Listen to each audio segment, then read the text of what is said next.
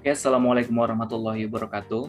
So today's video, I'll do my assignment from pronunciation lesson and let's have a look.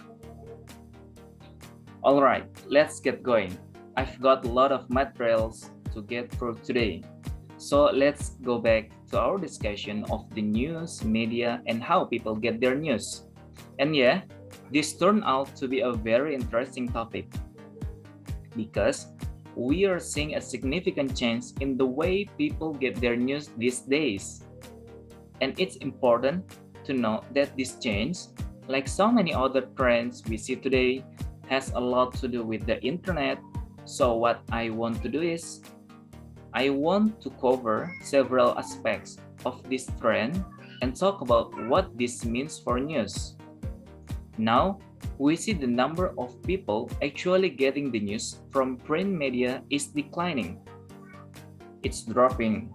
And the internet is quickly becoming an important source of news for more and more people.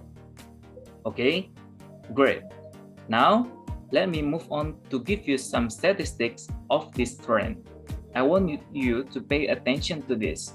Researchers noticed that papers were an important source of information for them.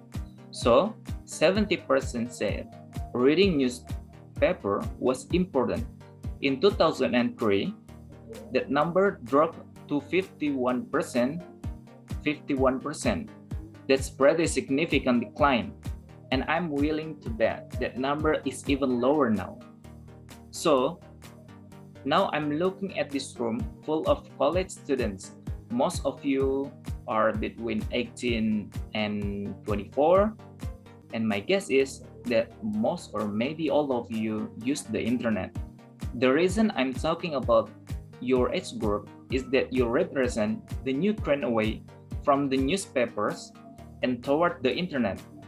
You are the trend, and experts predict that this trend away from newspapers will continue as more and more young people grow up using the internet to do so many things. Let me spell this out a little more for you.